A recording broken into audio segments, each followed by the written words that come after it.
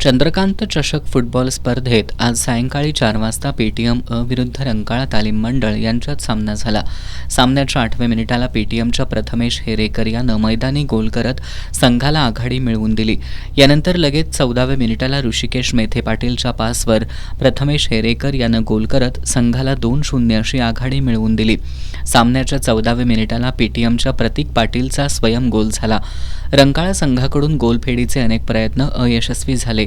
37व्या मिनिटाला ऋषिकेश मेथे पाटील यानं मैदानी गोल करत पूर्वार्धात पेटीएम संघाला 4-0 अशी आघाडी मिळवून दिली.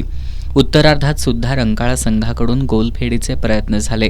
73व्या मिनिटाला पेटीएमचा रोहित मंडलिक यानं मैदानी गोल करत संघाला 5-0 अशी भक्कम आघाडी मिळवून दिली. हीच आघाडी शेवटपर्यंत राहिल्यानं हा सामना पेटीएम अ संघानं 5-0 अशा गोलफरकानं एकतर्फी जिंकला. पेटीएमकडून रोमारियो, ओंकार मोरे, नबी खान, अक्षय पायमल तर रंकाळा संघाकडून सोहम निकम, साई राजेंद्र कदम, ओंकार पाटील, सौरभ हुलस्वार यांनी उत्कृष्ट खेळाचं प्रदर्शन केलं. दुपारी 2चा प्रॅक्टिस फुटबॉल क्लब विरुद्ध वर्षा विश्वास तरुण मंडळ यांच्यातील सामना प्रॅक्टिस क्लबनं 5-0 अशा गोलफरकानं एकतर्फी जिंकला.